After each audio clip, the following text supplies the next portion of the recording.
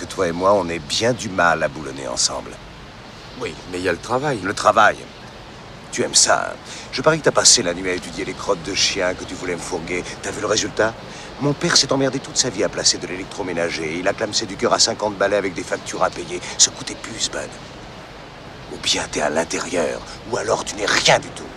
Faut pas te gourer, je te parle pas de gens qui gagnent dans l'année 400 000 $ à Wall Street et qui sont pas trop mal logés, qui voyagent en première classe. Je te parle de liquide. Allô.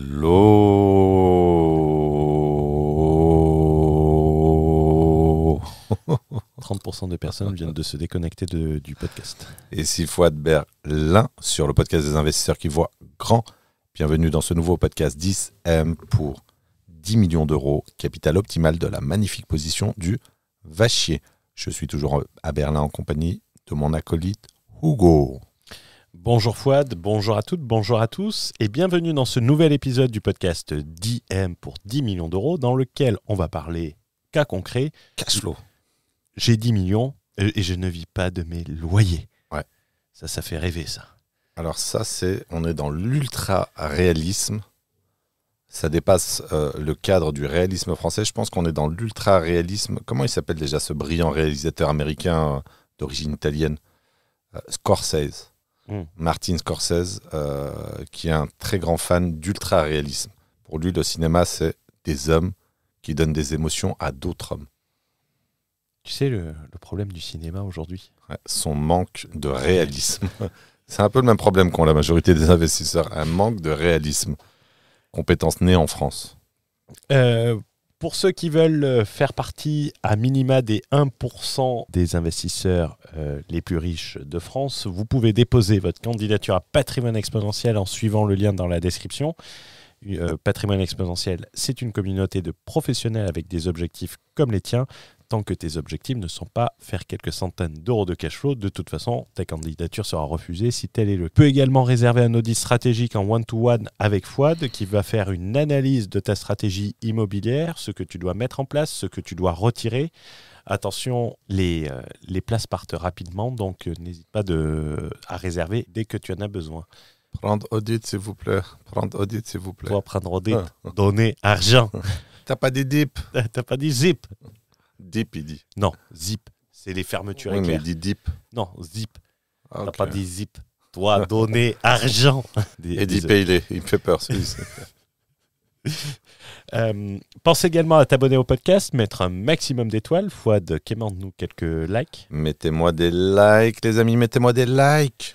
Et mettre un commentaire sur Apple Podcast. Si tu écoutes sur Apple Podcast, cela nous aide beaucoup. Également, un remerciement tout particulier à un professionnel de l'immobilier, Julien de la Grande-Anne, auteur best-seller sur l'immobilier en France. On parle quand même de 100 000 livres qui ont été vendus. Son livre « L'investissement immobilier locatif intelligent ». Pour son message, je vois très bien ta référence. Quelques épisodes de ton superbe podcast 10 millions ont accompagné mes trajets. Pour ceux qui ne connaissent pas, 10M est un podcast sur l'investissement qui se résumerait par auteur de vue exceptionnel. Alors tu vois, c'est un retour qui m'a vraiment fait plaisir et c'est pas une question d'ego. C'est vraiment un retour qui est conforme à la réalité, en fait, qui est conforme à ce qu'on a envie de faire, prendre de la hauteur, disrupter, faire différemment et ça m'a vraiment fait plaisir. Et là, pour le coup, Julien n'a pas été, que je ne connais pas. Alors j'ai acheté ses livres, j'ai acheté tous ses livres. Donc je ne le connais pas personnellement, on a ensuite interagi par le biais de LinkedIn, mais ça m'a fait plaisir qu'un gars qui s'intéresse à l'indépendance financière depuis plus de 15 ans, et également sur les marchés anglophones, fasse un retour de cette qualité sur un podcast français. Et tu vois, c'est pas un retour de fan, c'est un retour d'expert au bon sens du terme. Et franchement, ça m'a j'avais pas besoin de ça, évidemment, mais ça m'a conforté dans l'idée qu'on faisait de la haute qualité. De la haute couture. De la haute couture, si on veut. Donc, merci Julien pour ce message et au plaisir de te recevoir dans le podcast. On pourra échanger sur l'immobilier et d'autres sujets éventuellement. Il s'intéresse énormément à la bourse. Je crois qu'il a écrit un bouquin sur la gestion de patrimoine, donc j'espère qu'on aura l'occasion de le recevoir sur le podcast en tant qu'invité.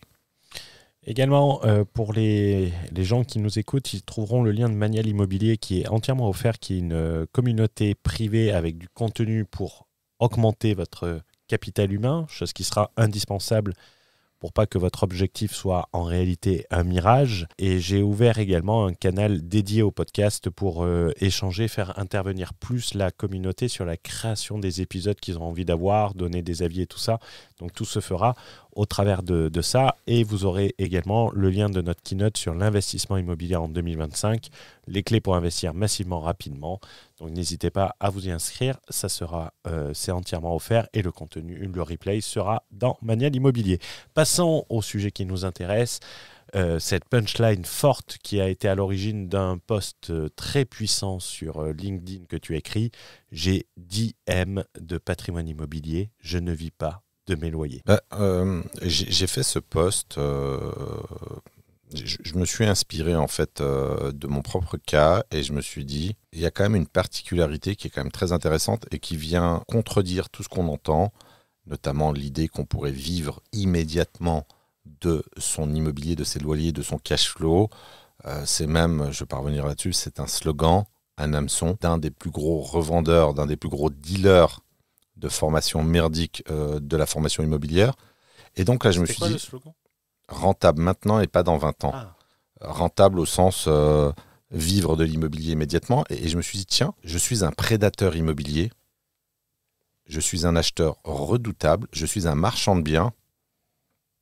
Ce n'est pas un manque de modestie, d'humilité de ma part, c'est vraiment une description de la réalité. Donc je suis un très très bon investisseur, je pense. Je suis un très bon formateur et je ne vis pas de mes loyers. Est-ce que je suis un mauvais investisseur ? Et au final, j'ai décortiqué tout le processus, toute la partie finalement financière sur les flux de trésorerie, sur les rendements, les rentabilités du parc immobilier. Et je me suis dit, en fait, finalement, je ne vis pas de l'immobilier parce que je ne souhaite pas vivre de l'immobilier. Malgré quelques sources de cash flow positif, j'ai des opérations qui sont extrêmement intéressantes. Il y a des opérations à taux de rendement très faible, mais ça, c'est quand même disruptif. Je suis un nouveau-né dans les réseaux sociaux, dans les réseaux sociaux. Je dois avoir 6 mois d'ancienneté sur LinkedIn. Bon, les autres réseaux, j'ai laissé tomber. Facebook, Instagram, c'est pas ma tasse de thé. Je dois être à 1500 abonnés, 1400, 1500. On parle d'un post qui a fait 30 000 vues. Je crois qu'il y a plus d'une centaine de commentaires. Donc c'est un post qui a fait du bruit. Pourquoi ? Parce que les gens sont intimement persuadés qu'on vit de l'immobilier à ce niveau de patrimoine. Et ça, c'est nouveau pour eux d'entendre ça. Et c'est très intéressant, mais j'aimerais te faire écouter quelque chose, peut-être qui va te rappeler ta jeunesse, parce que ça m'a fait penser à ça. After 10,000 years, I'm free. It's time to conquer Earth. Alpha, begins escape. Ah, mais ça marche pas. Je voulais te mettre l'introduction des Power Rangers. Ah oui, je me rappelais plus de ça. Je me rappelais de la chanson Bioman. Bioman. Pour illustrer ça, moi j'aimerais faire un statement. Alors, un statement. What? Was ist das? Das ist good. Das ist good. Das ist nicht französisch. C'est la punchline Instagram. Je préfère avoir 0 € de cash flow sur 10 millions d'euros de capital emprunté que d'avoir 100 000 € de cash flow sur 1 million d'euros de capital de parc immobilier. Qu'est-ce que tu en penses ? C'est de la science-fiction. Non, mais beaucoup de gens répondraient 100 000 € de cash flow. Bien sûr. Sur un million en disant ouais, ça serait énorme et tout. Et même si tu l'additionnes, non, je préfère avoir pour du cash flow. Ben, les employés ils ont leur emploi, les entrepreneurs ont leur activité entrepreneuriale. Et si tu veux augmenter tes revenus, vaut mieux monter un side business. Side business est une expression pour dire un business sur le côté. Okay. Que d'aller chercher du cash flow en immobilier. Alors, tu vois, ce qui est hyper intéressant dans ce que tu viens de dire... T'es obligé de rigoler après avoir dit... Même si tu t'en es pas aperçu. Non, je plaisante. Non, ce qui est hyper intéressant, c'est que tu as parlé finalement de complément de revenus pour l'entrepreneur, etc. Et là, l'immobilier, par le biais du cash flow, est vendu comme une activité permettant d'obtenir un complément de revenus pour salariés. Or, l'immobilier n'est pas fait pour boucler les fins de mois. Non, C'est un véhicule d'investissement. C'est un véhicule d'investissement et de création de capital, et je vais revenir sur Tout ça à fait. juste après. En venant ce matin, en te rejoignant dans notre cantine berlinoise Pasternak, j'ai enregistré un vlog qui est les 3 leviers. J'avais pris un commentaire de Tougan, que je salue, qu'on sait qu'il écoute le podcast, et on se fera un immense plaisir de le recevoir. Je pense que la discussion sur la sociologie entre vous deux pourra être plus que passionnante. Tout à fait. Je lui demanderai de s'entraîner en amont. tu vas te prendre des scuds. C'est un commentaire bienveillant, évidemment. C'est l'humour. J'ai hâte de le recevoir, parce que c'est vrai que parler de socio-économie sur les réseaux sociaux dans la sphère entrepreneuriale 2.0, c'est très rare. Et j'écoute son contenu, pas tout son contenu, mais j'écoute de temps en temps son contenu. Et je trouve qu'il a des réflexions extrêmement profondes, très intéressantes. Et je serais ravi d'échanger avec lui sur d'autres concepts et voir en fait si on a la possibilité à 2 cerveaux de bâtir en fait des solutions ou des points de vue nouveaux. L'invitation est lancée. Et je disais, tu vois, je faisais un vlog en discussion en voiture. C'est un format que je fais, régulièrement, et ça faisait longtemps que je n'avais pas fait. J'avais fait qu'en fait, les leviers doivent être activés pendant ton activité entrepreneuriale, et que l'immobilier est en sorte ce qu'on appelle une technique de hedging. Alors, hedging, tu vas me dire, America, we love you. Le hedging, c'est une stratégie de couverture. C'est que tu la constitues pendant que ton business fonctionne, pour avoir un revenu quand ton business ne fonctionnera plus ou que tu voudras en sortir. Et qu'il faut le faire dès le plus tôt possible. Et je t'ai sorti, sans faire exprès, une punchline Instagram. Investis massivement, crée ton capital pendant que ton business crache du cash, et pas quand ton business se crache. Mais en fait, c'est un concept qui est assez simple à comprendre, et qui est vivement conseillé à appliquer. Je prends le cas d'Olivier, qui est un de mes élèves en mentorat, sans rentrer dans les détails, qui a un business qui tourne très très bien, mais qui est dépendant de la distribution d'un appel d'offres. Et en fait, tous les 2 ans, il peut perdre son business. Parce qu'il bosse il est sous-traitant pour un très très gros organisme, on va appeler ça comme ça, une infrastructure aéroportuaire.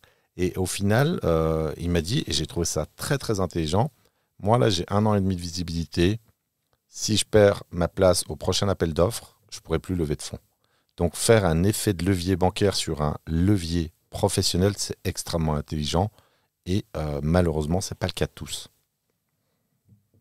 Je te regarde parce que dans un dernier podcast avec Madeleine, tu me reprochais d'avoir attendu 1 an pour capitaliser sur la société et avoir la tranquillité de me verser 1 an de salaire. Mais toi, tu es sur une rente, donc tu ne risques pas de perdre ta rente. Donc, mais non, mais tu vois, j'en ai eu plusieurs. Alors, j'ai eu une autre personne. Ça nous fera plaisir d'avoir Olivier. J'ai eu David également qui m'a contacté sur LinkedIn, qui a fait des années extrêmement profitables après le Covid. On parle d'un résultat net supérieur à 1 million d'euros. Là, le résultat net a été divisé par 3, voire 4. Et il m'a dit, il faut que j'en profite. Parce que j'ai beaucoup de trésorerie. Et donc, mais c'est très rare comme mode de réflexion. Mais c'est un élément déclencheur. Tu sais, dans un précédent épisode, dans la banalisation des 10 millions, alors selon comment il va être publié, techniquement celui-là viendra après, on a dit que pour décider d'apprendre, il fallait se prendre une claque pour pousser à désapprendre. Ouais, mais alors là, ça dépasse le cadre du désapprentissage. C'est la prise de conscience de l'urgence de capitaliser, de faire un effet levier sur ton business. Ouais, et je disais que la claque pouvait déclencher, tu ne m'as pas laissé finir, que la claque pouvait déclencher un désapprentissage en comprenant que, comme la personne qui va à la banque et qui ne se fait plus financer, ou comme quelquefois une prise de conscience et de se dire, là, il faut y aller. Et ces personnes-là, quand elles rentrent en action, c'est un régal de travailler avec elles. Bien sûr, parce qu'elles ont envie, elles ont conscience de leurs forces et de leurs faiblesses, et on peut planifier la stratégie pour aller vite et vraiment bénéficier des fruits de son business pendant qu'il en est encore temps. Et tu avais parlé je ne sais pas si que tu l'as évoqué dans ce podcast, non, tu n'as parlé que du Dubai Yacht, mais dans le précédent podcast, Dubai Yacht. Tu parlais d'Oussama Hamar. Oussama Hamar, par exemple, avait, dans un post LinkedIn, avait expliqué qu'il faisait 300 000 euros par mois et il était passé à 20 000 euros par mois. À part si tu as un immeuble en Ukraine, ton rendement, il ne va pas être baissé de 15 d'une année sur l'autre. Tandis que ton business, ça peut le passer. Et les gens qui parlent en plus en mensuel, et c'était très intéressant parce qu'on en avait parlé avec une personne dont on conservera l'anonymat pour des raisons professionnelles. Moi, je pensais que les gens parlaient en mensuel parce que j'appelais ça des entrepreneurs salariés, comme si c'était du revenu sécurisé. De la fiche de paye. De la fiche de paye, et qu'ils étaient persuadés de toujours faire plus. Et cette personne nous avait dit qu'en fait, il parlait en mensuel. Je ne sais pas si tu t'en souviens, c'était à ton mastermind, parce qu'il savait très bien que du jour au lendemain, ça s'arrêterait. Oui. Et c'était très intéressant. Pour revenir sur le 10 millions et tout ça, moi, je rentre en France pour déployer ces stratégies, pour constituer un capital. Et je parle de constitution de capital, pas pour faire le tour de mes immeubles le dimanche. Peut-être que je vais me découvrir une passion, mais personnellement, je m'en bats un peu. Pour moi, c'est un moyen d'obtenir du capital. Du capital le plus rapidement possible. Si j'ai du capital que je place en bourse, parce que ça, ils adorent ça, les intérêts composés. Mais les intérêts composés, c'est l'outil des riches pour faire rêver les pauvres. Exactement. Il y a un gars là, qui est assez connu sur la bourse là, qui avait mis un graphe avec Warren Buffett, qui a constitué l'essentiel de sa fortune à 80-90 ans. Oui, psychologie de l'argent l'explique également. Non, mais ça ne m'intéresse pas. MJ Demarco également. Non, psychologie de l'argent, je crois qu'il valorise trop. Alors, c'est peut-être l'almanach qui valorise trop les intérêts composés. Non, il applique les intérêts composés en fait à différentes classes d'actifs et également la réputation que je trouve remarquablement. Tout à fait, mais d'un point de vue financier, c'est largement surcoté, survendu. Donc, en gros, quelqu'un qui fait des objectifs sur les intérêts composés, généralement, c'est un pauvre à qui on fait croire qu'il va devenir riche sans rien faire, avec une certaine linéarité, sans prendre en compte des éléments... La conjoncture ou même des signes noirs. Tout à fait. Et tu vois, j'ai écouté une discussion avec Rémi qu'on avait eu en podcast ici. Rémi parlait, tu sais, avec une certaine linéarité pour atteindre son objectif avec ses placements en conservant sa linéarité. Mais sur un bien immobilier, oui, tu peux avoir des squatteurs, tu peux avoir un remplacement. Mais où les gens se disent en bourse, c'est un peu plus sécure. Si demain, tu as un broker qui fait faillite, ça peut arriver. Donc, des éléments, tu en as partout. Il faut également prendre ça en compte. Je voulais rebondir sur ce que tu as dit, sur ton rapatriement, sur le rapatriement du colis en France. Les gens ne comprennent pas une chose qui est très importante. Pareil, j'avais eu un échange j'avais expliqué sur LinkedIn que la France est un paradis bancaire. Et un abruti qui m'a expliqué que ma phrase était typique d'un investisseur qui n'avait pas vu ailleurs. Donc je lui ai posé la question, dans quel autre pays on fait mieux que la France ? Et donc on avait échangé plusieurs fois et je lui ai posé 3 fois la question. Et tu sais ce qu'il m'a répondu ? Ça sert à rien de poser la question à ces gens. Ils répondent à côté, ils répondent pas. Et il n'a pas répondu. Et oui, mais ça c'est. Donc le critère que je voulais introduire, qui est très important, c'est ce que j'appelle le privilège monétaire de la nationalité. T'es français, tu as le droit d'utiliser le levier bancaire français. Pourquoi est-ce que j'irais m'installer à l'étranger pour faire de l'immobilier ? Et je dis pas qu'il ne faille pas aller à l'étranger. L'étranger m'intéresse. Bali, Marrakech, peut-être un petit pied-à-terre à Dubaï, mais le privilège monétaire de la nationalité est extrêmement important parce qu'il te donne le droit, l'accès au levier bancaire français qui est le levier le plus puissant d'Europe, devant l'Allemagne. Ouais, Donc, là, en fait, tu mets de la cohérence entre ta nationalité, le pouvoir de ta nationalité en termes monétaires et le fait d'être résident fiscal français. Après, tu sais, il y a certaines personnes qui sont expatriées, qui investissent et qui ont des objectifs. Mais pas dans ces échelles-là, pas dans ces ordres-là. Mais grosso modo, s'ils font 2 acquisitions par an au rythme d'acquisition, au montant d'acquisition qu'ils ont, Tu as l'apport qui joue beaucoup aussi. ouais, ils vont. Non, mais même sans apport, ils vont l'avoir dans 100 ans. Ça coûte 40 000 euros par acquisition. Oui, tu as la notion de dimensionnement. T'as la notion de dimensionnement, mais après, si tu veux, ils sont cohérents avec leur stratégie parce qu'ils s'intéressent beaucoup à l'allongement de la vie. Donc c'est Ouais. cohérent de se dire, tiens, au rythme Mais actuel, les la 10 patate, millions... est-ce que la patate, tu as la même patate à 100 ans qu'à 40 ans ou à 30 ans? Ah, mais peut-être que l'IA va révolutionner tout ça. Non, j'y Ou crois pas, après, malheureusement. t'as Je un n'y peu crois la pas. réincarnation, tu sais, c'est la spiritualité. Il faut croire à la spiritualité. C'était une blague sur le côté. Moi, par exemple, le retour en France ne m'enchante pas plus que ça. J'ai ma compagne qui reste à l'étranger. Je vais être entre les 2 pays, mais je vais être fiscalement résident fiscal français. Avec les taxes que cela veut dire. Donc entre la Bulgarie et la France. La Roumanie. La Roumanie. Je vais être entre 2 pays, fiscalisés en France. J'aurais préféré investir à l'étranger. On n'a pas les problèmes qu'on peut avoir avec la France. On ne peut pas avoir les... et le discours est complètement dépassionné. C'est ça que les gens ils n'ont pas compris, que c'est une réflexion. Ça a été réfléchi, ça a été pensé, ça a été calculé, et que les gens, quelquefois, ils pensent que tu fais ça pour faire de la punchline marketing. Mais non, du con, c'est pas du marketing que je fais. C'est pas du patriotisme, c'est du putain d'égoïsme financier. C'est composé avec les cartes que tu as en main. C'est mon enrichissement qui compte.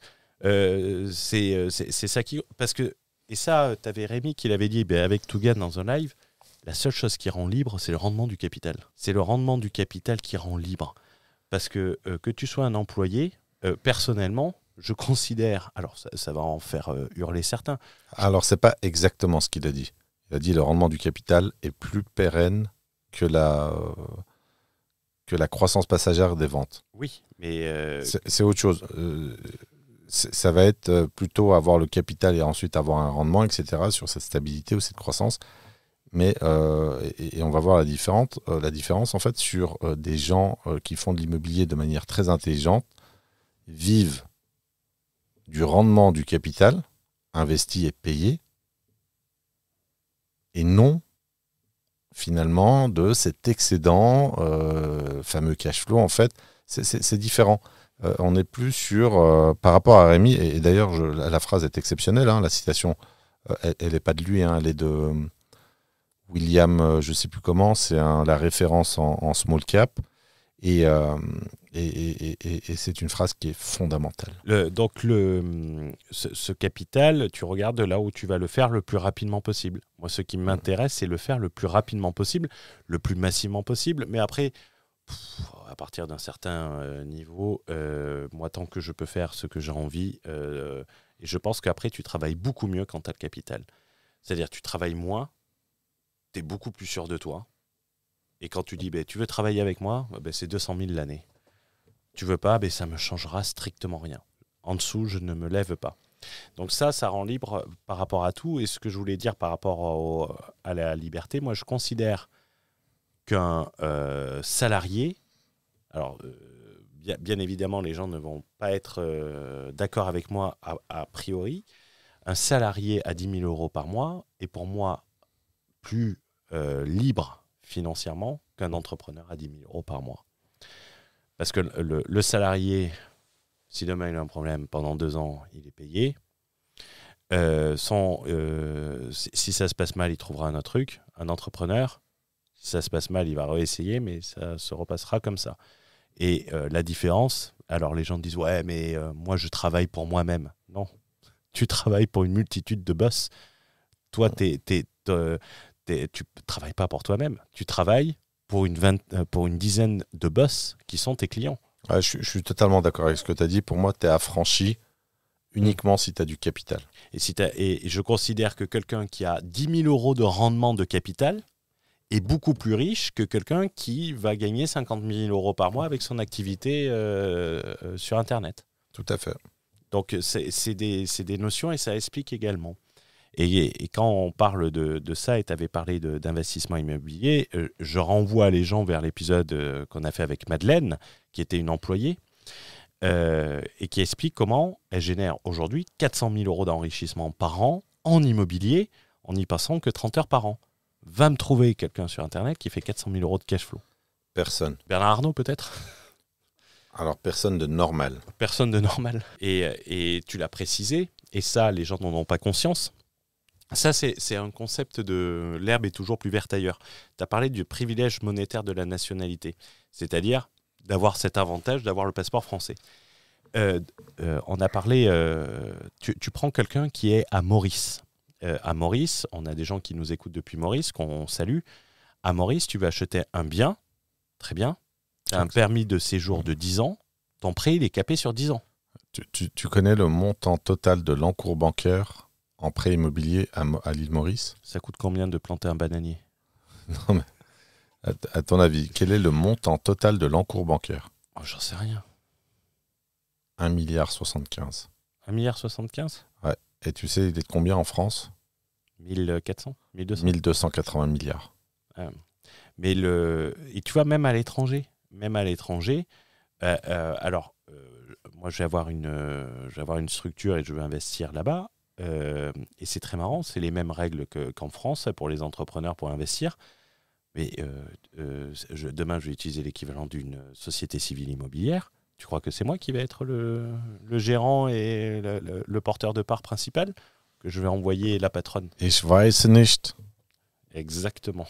Donc pensez à ça, quelquefois quand vous partez à l'étranger, soit vos prêts peuvent être mis sur la durée de votre titre de séjour, soit on peut vous refuser des prêts jusqu'à ce que vous ayez la résidence permanente, voire la nationalité.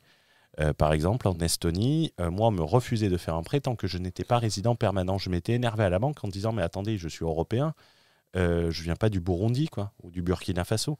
Vous devez me traiter comme un local. C'est les règles européennes. Il ne peut pas avoir de discrimination. Non, non, monsieur, vous n'êtes pas résident permanent. Dans 5 ans, vous le serez.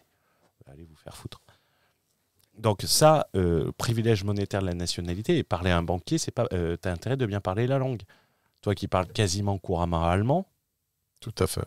C'était ironique. J'ai abandonné. T'imagines aller parler à un banquier en allemand, aller négocier ? Ça voudrait dire que je serais obligé d'aller lui parler en anglais, ouais. Ou espérer qu'il parle français et avec un niveau d'anglais qui est insuffisant. Je pense que tu aurais plus de chance avec le langage des signes. Ça, c'est une compétence également. Mais juste la négociation, la compréhension, là, on n'est pas sur... quelquefois, tu es sur de la subtilité. Donc, c'est des choses... Le privilège monétaire de la nationalité est quelque chose qu'il faut comprendre. C'est extrêmement important. Tu dois l'adosser aussi à la résidence fiscale. Et il faut comprendre une chose. Quand tu quittes la France, tu quittes son levier bancaire et, je parle bien en termes de résidence fiscale, et ça représente un coût d'opportunité qui peut se chiffrer en millions d'euros.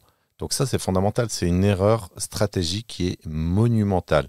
Et tu vois, je le dis également, et je le disais dans le vlog de ce matin, ça coûte quoi de décaler son expatriation quelquefois de 12-18 mois et de déployer une stratégie très ambitieuse ? Non, mais attention, tu n'as même pas besoin d'être physiquement présent en France. Non, mais... Je parle de résidence fiscale française. Moi, à titre personnel, je suis résident fiscal français. Et j'habite à l'étranger depuis plus de 5 ans.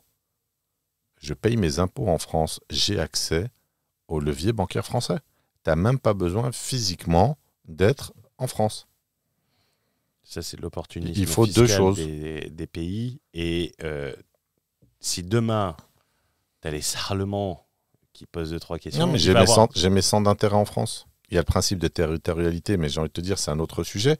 Ce que je veux dire, c'est que... Toi, tu as des revenus principalement immobiliers, donc pas des revenus d'activité. Ce que je veux dire, c'est que la résidence fiscale française est un point stratégique. Mais là, moi, je te parle de ça sur quelqu'un qui va s'expatrier, par exemple, qui va partir à l'île Maurice. Mais il peut partir. Rien ne l'empêche de rester résident fiscal français. Moi, quand je parle d'expatriation, je parle de changement de résidence fiscale. Ok. Ça veut dire de se dire, OK, je veux m'expatrier dans un an et demi. Moi, je parle dans le cadre de la stratégie immobilière. Mm. Tu peux être résident étranger et résident fiscal français. Mm. Pourquoi est-ce que les gens partent à l'étranger, la règle, la Pour plupart changer du la temps. résidence fiscale. Voilà. Et pourquoi? Parce qu'ils payent plus d'impôts. Ben voilà. Une notion qui est également très importante et que les gens ont quelquefois parce qu'on entend souvent la confusion et on la reprenait à l'époque, maintenant on a arrêté parce que sinon c'est un job à temps plein sur les réseaux sociaux, la distinction entre la rentabilité et le rendement. Quand quelqu'un parle et qu'on lui dit pas rentabilité, rendement, parce que ça a une importance. Est-ce que tu peux développer cette partie-là? Est-ce que tu favorises la rentabilité ou est-ce que tu favorises le rendement? Je vais m'exprimer déjà à la limite, je prends le cas dans un monde idéal. Dans un monde idéal, on voudrait les deux. Le rendement et la rentabilité. Maintenant, à titre personnel, j'ai une préférence pour la rentabilité vis-à-vis du rendement. Le rendement, c'est simplement un rapport quasiment locatif, c'est-à-dire qu'on va avoir la somme des loyers sur le coût total de l'opération. La rentabilité, qu'on peut plus assimiler au TRI, qui va correspondre in fine à la variation du capital investi. Grosso modo, on fait la différence sur l'amortissement du capital et éventuellement la plus-value latente. Donc ça, c'est une distinction qui est fondamentale parce que ce ne sont pas les mêmes stratégies. Même si dans ma stratégie, ce que j'essaye de faire, c'est difficile, mais j'essaye de le faire sur chaque opération, sauf exception, c'est de tendre vers l'autofinancement. Éviter d'être en cash flow négatif, même si sur certaines opérations, et on va voir, je vais donner un exemple précis, où j'ai volontairement accepté un cash flow très très négatif, en milliers d'euros par mois, parce que l'opération est excellente d'un point de vue rentabilité. Parlons de cette opération, entrons directement dans le vif du sujet, parce que les gens attendent cash flow négatif, ils disent que c'est forcément un mauvais investissement. J'avais repris là-dessus le Dubai Yacht qui nous avait expliqué que une opération sans cash flow est une mauvaise opération. Comment dire, c'est vraiment du niveau bac à sable. C'est-à-dire que là, on est dans une méconnaissance totale de l'immobilier rentable. C'est un peu l'ironie du sort par rapport au slogan, mais ma meilleure opération immobilière est à 2% de rendement. 2%. C'est-à-dire que ma meilleure opération immobilière est à 2% de rendement et en cash flow négatif sur plusieurs milliers d'euros par mois. Il y a d'autres débats, il faut pouvoir la tenir, mais c'est une opération qui est extrêmement rentable. Pourquoi ? Parce qu'en fait, c'est une opération qui encapsule 1,6 million de plus-value latente. 1,6 million de mémoire, c'est 40 ans de cash flow à 3 333 euros par mois. Et si on veut la jouer, on va dire, si on veut raisonner en qualité de smicard, c'est 133 ans de mémoire de cash flow à 1 000 euros par mois. 1,6 million placé à 4%, c'est 64 000 euros par an de rente. Donc la démonstration, elle est sans... Il n'y a pas de discussion possible entre prendre 1,6... Ouais, mais t'es pas rentable maintenant. Et peut-être dans 20 ans, et encore. Mais voilà, mais dès que je vends, je suis immédiatement rentable. Et c'est là où il faut vraiment faire la distinction, parce que si tu penses que le taux de rendement est l'indicateur principal de performance de la stratégie, tu te gourres totalement. Et ça, il faut comprendre, tu peux avoir une opération à Bouzland, ça c'était moi qui m'étais fait reprendre, qui m'était fait traiter de parisien. C'est un peu le comble. Toi aussi, hein, t'étais parisien par celui qui proposait de faire de la location courte durée dans des villes non touristiques pour éviter Moi, je viens de Bouzland. Oui, moi aussi. Je viens du Jura français. Ouais. C'est un département très vert, très agricole. La rentabilité, le rendement à Bouzland, il peut être élevé. Mais si demain tu as besoin, par exemple pour aller saisir une opportunité, que tu as besoin de vendre ton bien à Bouzland, je peux te dire que ta rentabilité va être négative parce que tu vas devoir te taper une moins-value qui ne sera pas compensée par le cash flow. Si tu veux... Pareil sur les... excuse-moi, Vas-y, Fouad. vas-y. Je pense Pareil que c'est sur, fini. sur les trucs où les mecs te font de la colocation. Ça, c'est Vivi, le spécialiste de la colocation, à 13,2% de rendement. Rentabilité. De rentabilité. Ce cher Vivi, il utilise la même technique. Hein. Moi, je suis bloqué, comme toi avec Power Ranger. Demain, tu as l'encadrement des loyers qui touche tous les locataires. C'est-à-dire, ça arrive. Hein. Et même les colocataires, pardon. Les locataires en colocation. Ton bien va devenir en rendement négatif. Tu auras transformé un bien pour faire la colocation, c'est-à-dire maximiser... Alors, le rendement, il ne sera pas négatif. C'est le cash flow qui sera négatif. Le cash flow sera négatif. Merci de m'avoir repris. Le taux de rendement est toujours positif. Tes projections financières, vu que tu seras sans doute passé par une société de clé en main, que tu auras acheté un produit d'investissement et pas un bien immobilier. Tu auras acheté un rendement. Tu auras acheté juste le rendement. Tu vas pouvoir le revendre parce que tu seras en cash flow négatif. Tu penses que tu vas être le seul à le revendre ? Mouvement de masse. Mouvement de masse. Bam, allez. Et là, plus tu auras besoin, plus tu devras baisser le prix. Et certes, tu auras eu du cash flow positif, mais à mon avis, ce que tu vas te prendre sur le coin de la tête, si demain ça passe, tu ne seras pas le seul à le faire. Pareil, j'avais dit en novembre aux mecs en LMNP, vendez vos LMNP, parce que si, pour une règle ou une raison ou une autre, tous les gens vont y aller, tu peux même encaisser une petite perte de prix si tu as de l'économie, de la plus-value. Ta plus-value, tu peux la mettre pour vendre rapidement. Mais visiblement, aujourd'hui, la règle, elle est rétroactive. S'il avait vendu avant, ça les aurait pas mais parce que les gens sont encore dans l'espoir de l'absence du non-changement réglementaire, en fait. Ils sont encore dans cet espoir. Mais tu vois, pour reparler rapidement de l'impact du Dubaï Yacht, mais c'est 30 000 personnes qui ont été biberonnées à ça. 30 000 Français. Je veux dire, 30 000, c'est colossal. 30 000 personnes ont été biberonnées. Je parle de gens qui ont acheté la formation. Les gens qui n'ont pas acheté la formation ont également été biberonnés. Donc 30 000 personnes qui ont payé pour appliquer une stratégie précaire, dangereuse quasiment, sur une échelle plus importante.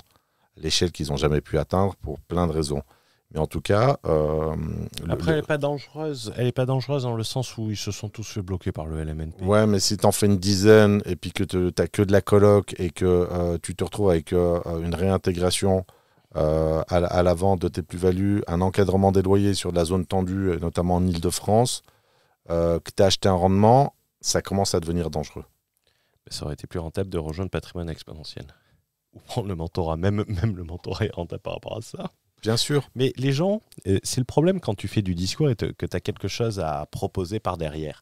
Parce que les gens pensent que tout est une question, tout est du marketing et tout ça.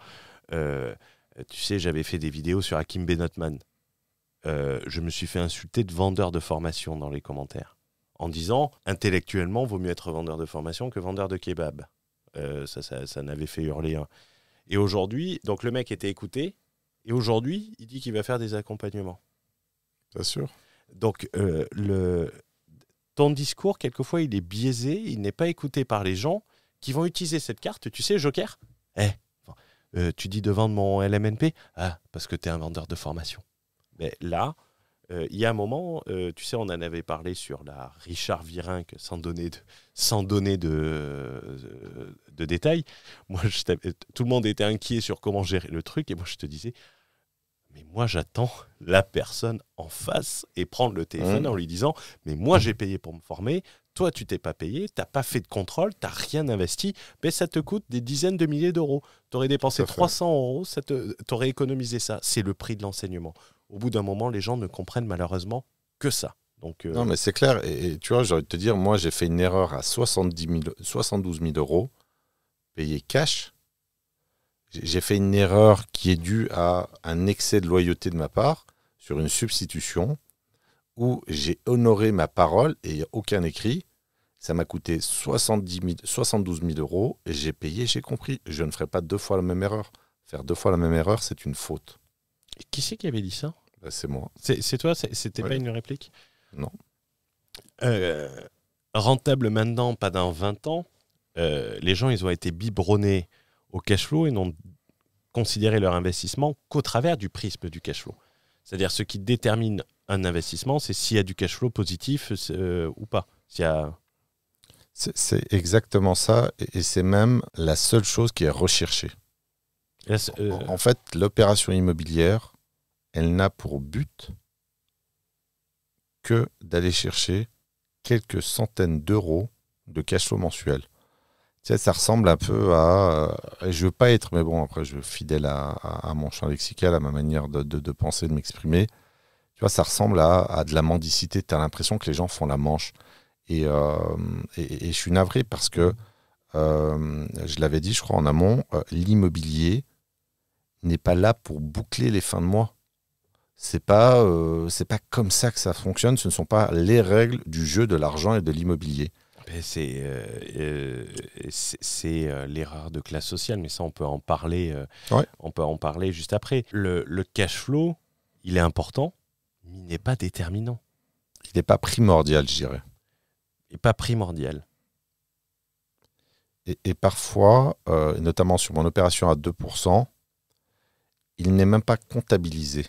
Tu l'as pas comptabilisé? Mais non, c'est pas un paramètre. Donc, comment tu le prends, le 2%? Non, je l'ai comptabilisé. Je ne le comptabilise pas mentalement. Ah, tu le comptabilises stratégiquement, ce n'est pas un paramètre. Ah, d'accord. Je veux dire, quand tu vas chercher 1,6 de plus-value, le rendement, tu t'assieds dessus un marchand de biens. Quand tu fais une opération sur du foncier, sur du bâti, sur de la division, sur de la revente, sur tout ce qu'on veut, mais le rendement, il ne cherche pas, c'est pas une opération à rendement, c'est une opération à rentabilité. L'idée, c'est de faire varier le montant du capital. C'est exactement la même chose. Et donc, les 2%, je les ai calculés a posteriori, mais ce n'est pas un ratio qui m'intéresse. Et ça, c'est très, très important de le prendre en compte. Pourquoi ? Parce que ça apporte une diversité dans un parc immobilier. Il en faut du rendement. Il faut des opérations à cash flow neutre, positif. Ça arrive. J'en ai, j'en chasse, mais ce que je prône et ce que j'applique, c'est vraiment cette forme de diversification immobilière où on a un assortiment de biens, certains patrimoniaux, certains à rendement, de l'immobilier commercial, de la petite promotion, donc sur de la villa. On va chercher vraiment une forme d'antifragilité dans la diversification immobilière. Et c'est ce que tu disais, l'erreur de la classe sociale. Alors, c'est une erreur de classe sociale. De classe sociale, pardon. C'est une erreur de classe sociale. Ça, c'est très important. Cette analyse, en fait, elle est fondamentale. Pourquoi ? Parce que je suis très bien placé, en fait, pour analyser cette erreur à deux niveaux. D'abord, mon point d'origine sociale est très faible. Donc, moi, la classe sociale pauvre, très pauvre, j'en viens. Comme dirait Macron, du Nord, j'en viens. Donc moi, je viens de la classe très, très, très pauvre, c'est-à-dire, c'est vraiment une classe, je ne sais pas si j'en avais déjà parlé, mais c'est ce qu'on appelle en sociologie le sous-prolétariat. C'est en dessous du prolétariat, c'est constitué de populations étrangères, immigrées, analphabètes, etc. Donc j'aurais pu tomber dans ce piège de subsistance, de vivre de l'immobilier. Donc c'est une erreur de classe sociale. Pourquoi ? Parce que les pauvres ont vraiment l'illusion, l'espoir, et l'espoir n'est pas une stratégie, de vivre d'un excédent de trésorerie, donc le cash flow, qui est la somme des loyers moins les mensualités, pendant que les riches, eux, amassent, accumulent, empilent, ils enquillent, on va dire, ils enquillent, et ça, c'est une distinction qui est fondamentale sociologiquement. Aucun riche, sur des gros patrimoines, ne cherche à vivre d'un excédent de trésorerie sur du patrimoine, il faut qu'on le précise pour que ce soit très clair, sur du patrimoine sous levier bancaire. Si tu as des loyers pleins, c'est pas un sujet. Il faut la rappeler, tu vois, j'avais une candidature à patrimoine exponentiel, c'était le mari et la femme, je te les avais envoyés pour un coaching. Lui bossait dans une foncière d'une grande banque française et elle était avocate. Et ils avaient des biens et je disais, mais à quoi il vous sert ces biens ? Ah, on le garde, il y a un bon cash flow et on a un prêt à 1% dessus. J'ai fait avec on était sur des rémunérations d'un demi-million d'euros. Hein. Ouais, donc très très élevé.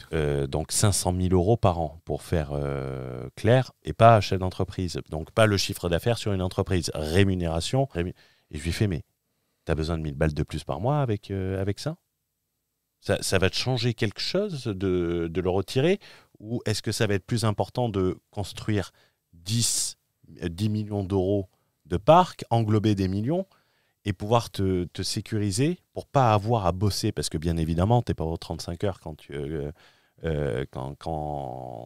tu es sur ces activités.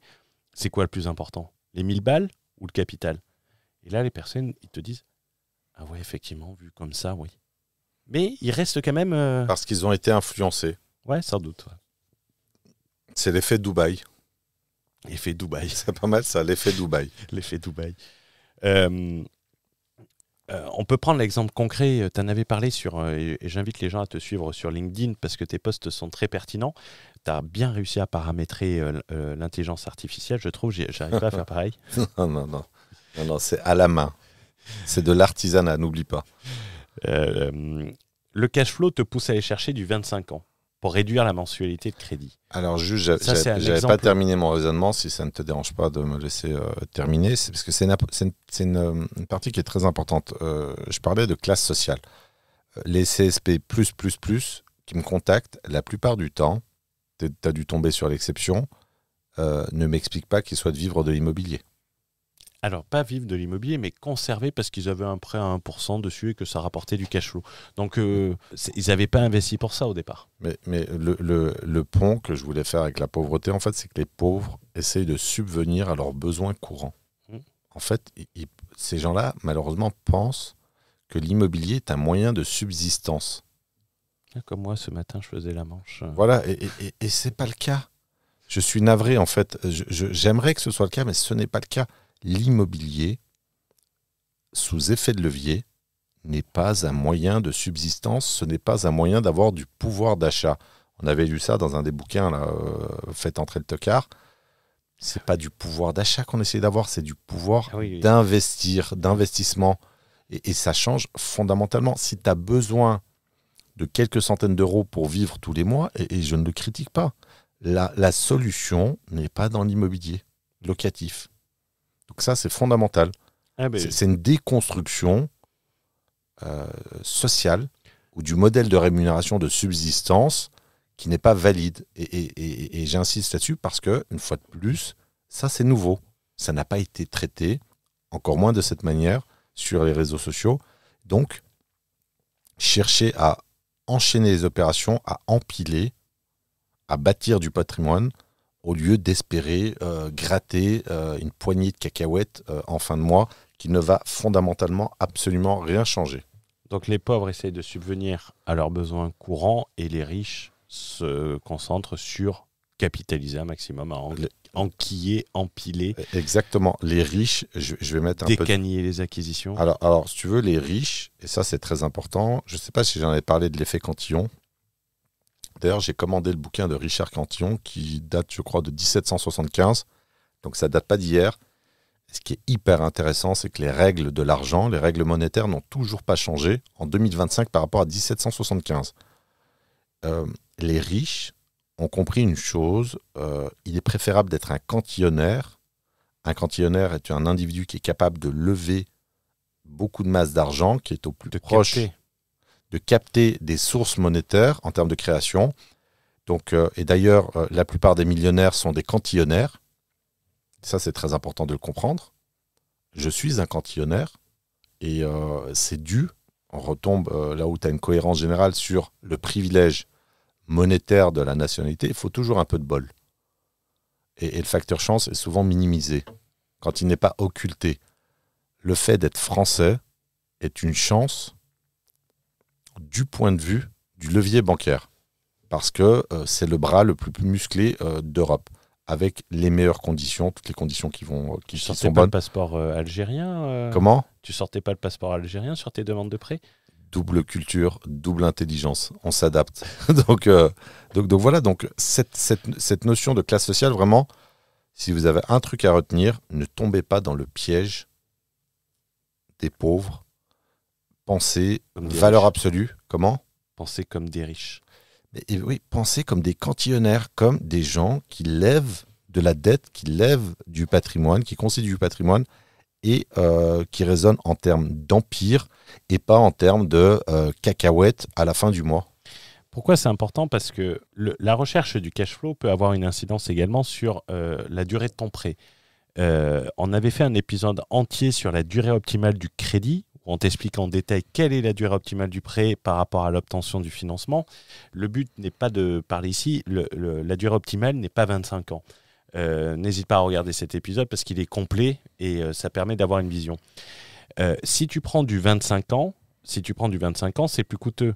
Sur 200 000 balles, où tu fais un peu de cash flow, du LMNP, 3 colocs, c'est des cacahuètes. Mais sur le nom du podcast, Fouad, ça fait quoi ? Plus de 30 000 balles par an ? À peu près, ouais. Entre du 20 et du 25 ans ? Tout à fait.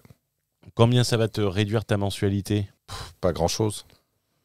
Mais juste le coût est important. Sur 10 ans, c'est les 300 000. Oui. Donc, pensez à ça. Si tu veux faire comme les mecs du cash flow qui te disent, et ça c'était le livre qu'on avait lu, Faites entrer le tocard, le premier livre, la durée la plus longue, tu emprunteras. Oui. Pensez à ça. Le 25 ans sur un objectif ambitieux, c'est de dégonfler tes roues sur ta voiture avant une course car tu aimes partir avec un handicap, quoi. Tu vois, en fait, les conséquences de cette stratégie te poussent à commettre un certain nombre d'impairs. C'est-à-dire avoir de la difficulté sur de l'obtention bancaire parce que tu es sur les mauvaises durées, en choc, en confrontation culturelle avec les banques. Tu as l'erreur du nom propre, avec une accumulation de cette erreur, qui a un impact sur ton taux d'endettement, qui a encore d'autres impacts en termes de traçabilité fiscale. Et si tu veux, cette somme d'erreurs va anesthésier, stériliser ton ambition. Et ça, il faut vraiment le comprendre parce que derrière cette mauvaise idée de vivre immédiatement du cash flow, finalement, tu tues ton ambition. Parce que tu as toutes les erreurs qu'on a citées, l'erreur sur la durée du prêt, l'erreur du nom propre, l'erreur du taux d'endettement, l'erreur sur la traçabilité fiscale. Et il y a encore énormément d'erreurs. Et ça, c'est pas bon. C'est ce qui fait que tu échoueras dans l'atteinte de tes objectifs si tu as vraiment beaucoup d'ambition. Et tu vois, ce qui est marrant, c'est que je repensais sans vouloir être dans un cas, sans être obsessionnel comme tu as pu l'être avec Vivi, en parlant du Dubai Yacht, tu vois, son truc, il disait de la merde. Bah oui, mais l'autre aussi dit de la merde. Et ce qui est bizarre, c'est qu'on considère qu'il est le plus sérieux. Oui, mais de la merde néfaste. Tu sais, c'était des conseils fiscaux. L'autre, il dit des trucs, premier banquier, ils vont se faire refuser. Mais ce que je voulais dire, c'est que ces gens-là ne lèvent pas de dette. Et je lui avais répondu ça, il dit ouais, avec ton argent magique. Il considère le levier bancaire qui est quand même le moyen qui a permis indirectement de créer son argent et sa communauté. Exactement, sans levier bancaire. Et c'est là où tu vois que c'est du foutage de gueule. Ces gens-là n'ont pas levé de fonds. À part vivre de la formation, ils ne font absolument rien. Et donc, cette stratégie, quand tu la décomposes, alors quand tu l'autopsies, puisqu'en fait elle est morte, donc quand tu regardes de plus près, comme ça ne fonctionne pas, eh ben tu vois toute la somme d'erreurs sous-jacentes qui font que tu ne peux pas vivre de l'immobilier par l'excédent. Alors évidemment, il y a toujours une personne sur 100 qui va réussir par du rendement entrepreneurial, comme dirait Piketty, Thomas Piketty, l'économiste. Mais là, on est dans, quelque part, du rendement parce que tu as travaillé. Mais on n'est plus dans l'investissement immobilier capitalistique où tu as la capacité à sous-traiter ton parc immobilier sur de la gestion locative. Vivre de l'immobilier versus s'enrichir de l'immobilier, premièrement, il faut que les gens aient conscience. Le cartel bancaire, pour reprendre ton expression, ne va pas te laisser remplacer ton salaire. Alors tu as totalement raison, c'est même un critère d'exclusion. Exactement, c'est un critère. C'est en fait dépasser. Lorsque tes revenus locatifs dépassent tes revenus du travail. Même pas dépassé. Exactement. Alors, lorsque on projette un dépassement, ça me fait plaisir que tu sois précis aujourd'hui. Ça me fait vraiment... ça me fait plaisir. J'ai cru que tu allais me couper le son. Fais attention. Ne coupe pas la valeur ajoutée, Non, mais tu as totalement raison.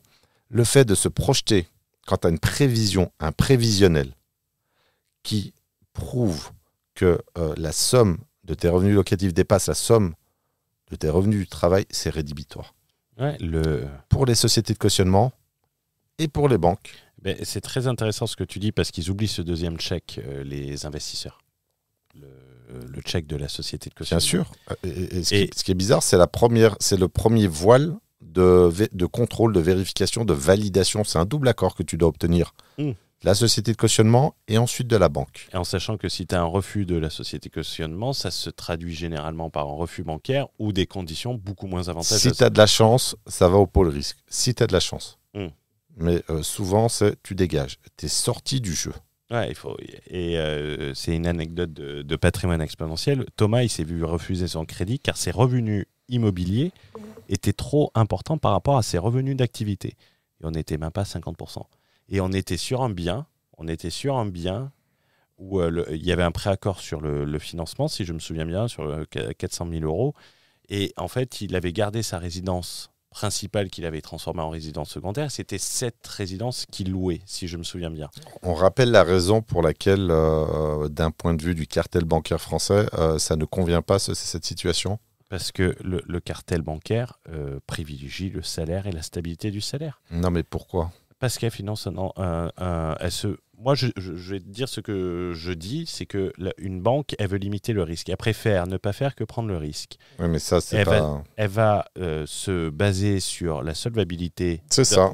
C'est la vraie raison.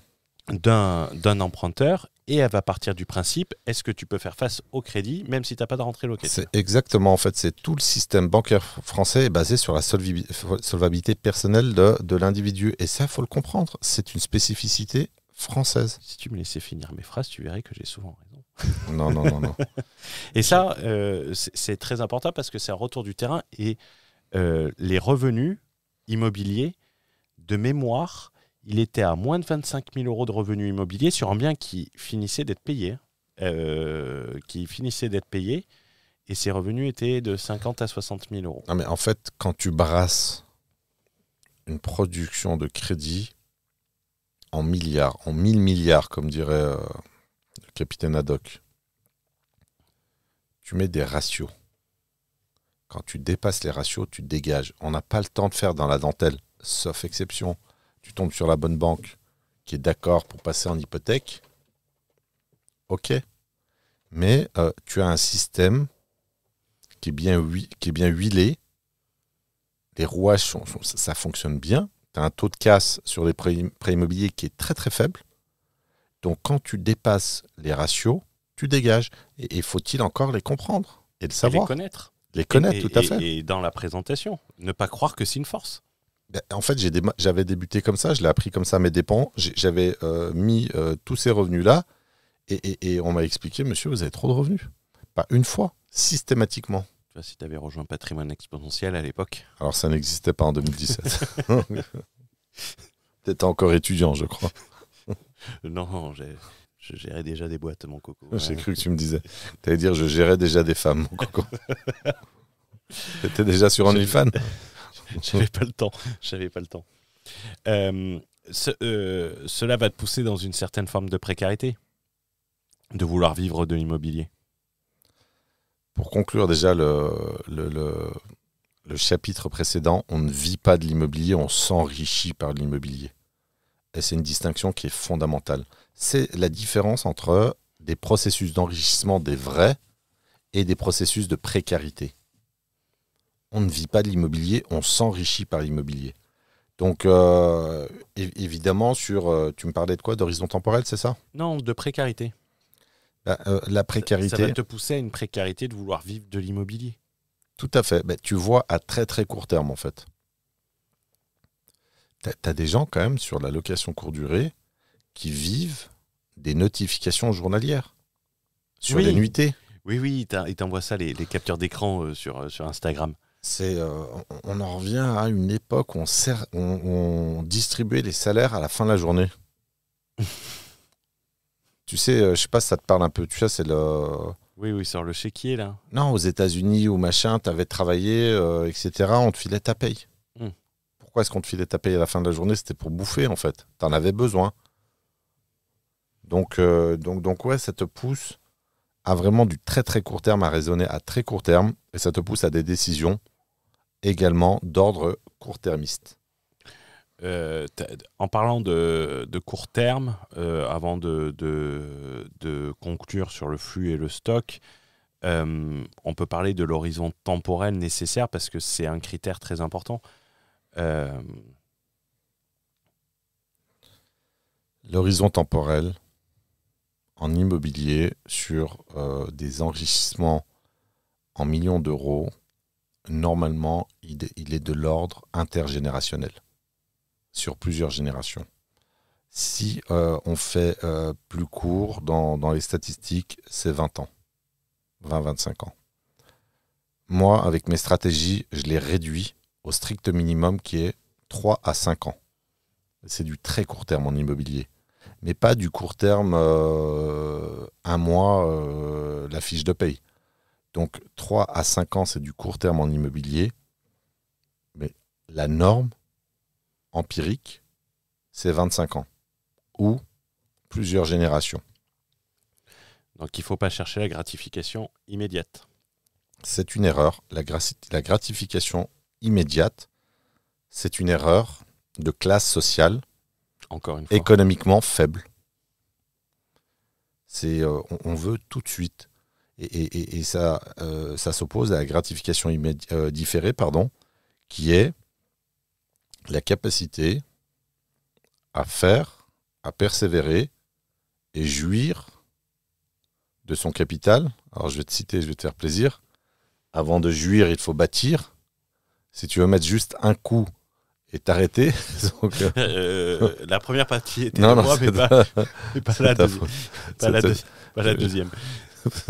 Sois solidaire. Les jouisseurs versus les bâtisseurs. Voilà, et donc... je vais te dire, de La Fontaine l'avait très bien schématisé avec la cigale et la fourmi. Mais pas dans tes termes à toi. Et ça, c'est de l'impact marketing. Voilà. Mais en fait, un bâtisseur a besoin, ou s'assied, est assis sur la gratification différée. Le jouisseur raisonne en gratification immédiate. Et la gratification sur les cacahuètes, la poignée de cacahuètes à la fin du mois, c'est une gratification immédiate. Pure. Ça lui paye tous les 3 mois une bouteille de champagne en boîte de nuit qu'il peut mettre en story sur Instagram. Oui, et en réalité, pas bon le champagne. Voilà. Et en réalité, malheureusement, au moindre à-coup, mais il n'y a plus de cash flow. Ah. La chaudière qui tombe en panne, une chaudière, c'est 3-4 000 euros minimum. Stérilisé. Eh ben, il n'y a plus de cash flow, c'est-à-dire que tu bouffes plus en fait pendant 6 mois. Là, c'est direction CTLM. Oui, exactement. Ou les heures supplémentaires. Allô, CTLM. Voilà, j'ai besoin d'un complément. Vous faites un crédit sur la chaudière. C'est la chaudière qui a pété. Donc voilà, on en a déjà parlé. Gratification immédiate, en fait, ça te pousse en fait à essayer de subvenir à tes besoins en fait. Et l'investissement immobilier, je le répète, n'est pas un moyen de financer tes fins de mois. C'est pas un moyen de subsistance. C'est un moyen d'enrichissement. C'est un moyen pour transmettre quelque chose à ses enfants, pour éviter qu'ils démarrent à poil dans la vie, dans cette concurrence. Et c'est mon intime conviction, les inégalités patrimoniales engendrent en partie les inégalités sociales. Donc si tu veux rien transmettre, c'est ton choix. Évidemment, il faut transmettre du capital humain, mais si tu veux rien transmettre, ni capital humain, ni patrimoine immobilier, ni patrimoine financier, bonne chance, comme dirait l'Albanais. Donc voilà. Je pense qu'on... Il y avait le dernier mythe à abattre, je pense que voilà, il faut le mythe de la liberté financière rapide, ça n'existe pas. On ne pourra pas nous accuser de faire du marketing, ça n'existe pas. La liberté financière sous levier bancaire à court terme, ça n'existe pas. Je pense que je suis clair là-dessus. Et je sais qu'on l'a vendu. Tu vas nous faire perdre des ventes. Non, mais après, moi, je préfère m'adresser à des gens qui se disent, tiens, ils sont honnêtes intellectuellement que attirer des gens désespérés. Le mythe de la liberté financière a été vendu à plusieurs centaines de milliers de personnes. Et peut-être quelquefois plusieurs fois. Ah ouais, alors ça c'est pire. Donc, Il y a toute la et collection. par plusieurs personnes. Tu sais, c'est comme un peu passé quand t'as 15 personnes qui passent derrière. Ouais, Donc, mais tu sais, on en rigole dit comme ça, mais pour des gens, ça entraîne des dépenses qui sont considérables parce qu'ils achètent la même merde. T'avais une pauvre femme... qui m'avait contacté, là, c'est ça? Contacté, Oui, qui attends. avait dépensé 20 000 balles. Ou... Je crois que c'était un peu moins, c'était 15 000. Alors, elle avait acheté plein de formations. Je ne vais pas les citer pour pas faire de la pub. Bon, t'en as Je une. pense pas que tu leur fasses de la pub en les Non, citant. non, mais voilà, non, mais bien sûr. Alors, ouais, exactement. Je veux même pas les citer, mais ouais, c'est vrai qu'elle avait pris 15 000 € de formation. Elle m'a dit, écoute, Fouad, ça ne fonctionne pas. Et mon mari m'a dit, arrête. Il a mis le temps. Comment?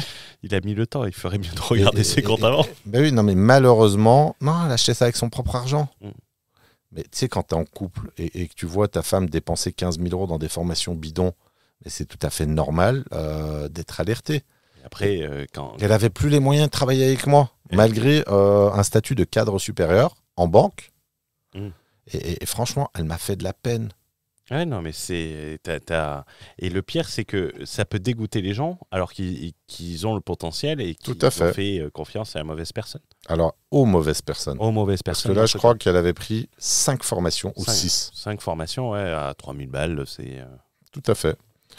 Donc voilà, écoutez, c'est un mythe qui ne fonctionne pas. Ne tombez pas dans le piège de la liberté financière. D'ailleurs, c'est un terme que j'aime pas. Je préfère l'alternative financière ou l'autonomie financière. Ou l'option à terme financière. Moi, j'aime l'option à terme. Je considère, tu vois, je parle souvent d'option à terme dans le sens où si je fais ce que je fais, j'ai une option que je décide d'exercer ou pas. Tout à fait. Et c'est le choix qui est important. Tout à Tandis fait. que si je le fais pas, ben, j'ai pas le choix. J'ai Exactement. pas d'option à exercer. Et Genau. que je cherche à créer du capital au travers de l'immobilier. Natürlich. Ouais, mais tu sais, tu as les gens, tu les vois sur les commentaires, ouais, si on met ça sur un ETF. L'ETF, tu vas voir que dans les prochaines années, alors je ne veux pas jouer la Irma, mais j'ai l'impression que quand tu entends autant de gens parler de l'ETF, ça fait penser un peu à l'immobilier pendant les subprimes, où tout le monde achetait n'importe comment. Moi, j'y connais rien en bourse. On ne sait donc, pas comment sont constitués ces ETF. Un jour, tu vas avoir une surprise. Et c'est un peu comme les... par rapport à l'opacité, tu dis? Par rapport à l'opacité, par rapport aux règles, qu'est-ce qui s'est cassé la gueule sur la crise des subprimes? C'est qu'en fait, on te prenait plein de titres Bien sûr. de dettes. Ouais, la titrisation des dettes. C'est la titrisation. Et dans Avec un un ETF, tas on de te met merde. quoi? On te met... si tu enlèves les principales sociétés sur le S&P 500, la moitié ne marche pas. Je vais pas rentrer. Il faudrait demander à Rémi de faire ça. Mais ça fait penser énormément à ça, surtout quand tu as cet engouement, oui, linéaire. On refinance la maison parce que l'immobilier, ça baisse jamais. C'était la petite anecdote. Ça demande quoi l'immobilier? Ça demande d'avoir de la patience stratégique. Et ça, c'est une notion que tu as développée. Tout C'est à un fait. terme, Et d'ailleurs, alors Julien de la Grande Danne, comment est-ce que j'ai su en signaux faibles en fait qu'il écoutait le podcast? J'avais écouté une de ses vidéos, il parlait de patience stratégique. Et j'en suis le concepteur. Et là, je me suis dit, tiens, soit c'est une très grosse coïncidence, soit ça vient de moi. Et voilà. Et la patience stratégique, dont l'ambassadeur est Bernard Arnault, un des ambassadeurs, 10 ans à patienter pour faire une intrusion dans Hermès, ça demande beaucoup de patience. Il faut être patient. J'avais fait un post, j'ai attendu 7 ans pour faire les 10 millions. Et alors je pense qu'il l'a dit sur une touche d'humour, Romain Nussmann, qu'on salue également, que j'avais invité à mon mastermind, qui est spécialisé dans la prise de décision. Il m'a dit c'est très long. Mais aujourd'hui, qui c'est qui fait 10 millions d'euros en 7 ans? À part les gagnants du loto d'Internet, les gagnants du loto de la crypto-monnaie, qui c'est qui fait 10 millions d'euros? La bourse, avec ses intérêts composés, il faut attendre 100 ans. L'entrepreneuriat, c'est 99% d'échecs. Qui fait 10 millions d'euros aujourd'hui? Ouais, mais avec 50 000 euros aujourd'hui, tu fais 20 millions en crypto en 3 jours. Voilà. Donc, non, c'est pas long. Dans les nouveaux standards de l'immédiateté et de l'instantanéité, c'est peut-être long. Mais dans les standards de la richesse des classes sociales supérieures, c'est très très court. Et surtout quand on vient de très très bas. Donc, soyez patient, mais soyez stratégique en même temps. C'est pas patient à se tourner les pouces. On associe la stratégie à la patience. On fait et on est patient. Moi, j'ai quelqu'un dans un programme de formation qui est de reprise d'entreprise et qui dit financez vos acquisitions avec la Mashkirovka bancaire. Tu penses que c'est un signal faible ou un signal très fort Ça, c'est une violation de la propriété intellectuelle des autres. en guise de conclusion. Alors, il y a Hugo qui me somme de conclure. Pour donner un ordre d'idée, la location du podcast était prévue jusqu'à 17h, il est 17h35. Ouais. Donc à tout moment, on va avoir un schleu qui va arriver. Hugo a essayé d'économiser 1 heure à 38 €. Eh ben, il n'y a pas de petite économie. Hein. Il n'y a pas de petite économie. Attends. Je vois que monsieur est joueur. T'imagines, il ouvre la porte et puis il nous demande de sortir. Et là, tu fais semblant, ils ont changé ici, c'est le 27, le 26, c'est en face. Non, mais je vais conclure. 10 millions d'euros, je ne vis pas de mes loyers. Je ne cherche pas à vivre de l'immobilier, ça vous l'avez compris. J'ai été patient. L'horizon temporel, je suis un long-termiste. Je cherche à m'enrichir. Je cherche la capitalisation, la valorisation, la rentabilité. Le flux ne m'intéresse pas plus que ça. Je cherche le stock. Et ça, c'est un critère également, une conceptualisation qui est très importante. Le stock est supérieur au flux. Généralement, le flux naît du stock. Le stock, c'est du capital. Je veux du capital. Dans un système capitalistique ou dans un système capitaliste, le capital est roi. Et la liberté dépend du niveau de capital. Donc, j'achète des stocks immobiliers et pas des flux. Et ça, c'est fondamental de le comprendre parce que le sous-jacent stratégique est en cohérence avec cette ligne fondée, basée sur le capital. La position du vachier est basée sur le capital. On t'a pas dit que la position du vachier est basée sur 1 500 €, 2 000 € de cash flow par mois. Donc voilà, donc pensez stock et pas flux. C'était Fouad Berlin pour vous inspirer à voir grand. C'était Hugo pour vous parler cash flow, love room et indépendance financière. Salut à toi, futur entier. C'était qui disait ça? On l'avait oublié. Un autre gros dealer de formation. Qui en a vendu aussi, je crois, 20 ou 30 000. La CW. La International Group. International Group, yeah. On m'a demandé de traduire en anglais, mais j'ai dit non. Trump a demandé un coaching personnel. Il y en a déjà 5000 des comme toi aux États-Unis. Ils ont 5 ans d'avance. Merci à vous tous et on se retrouve dans un prochain Merci, épisode. à bientôt. Ciao, ciao.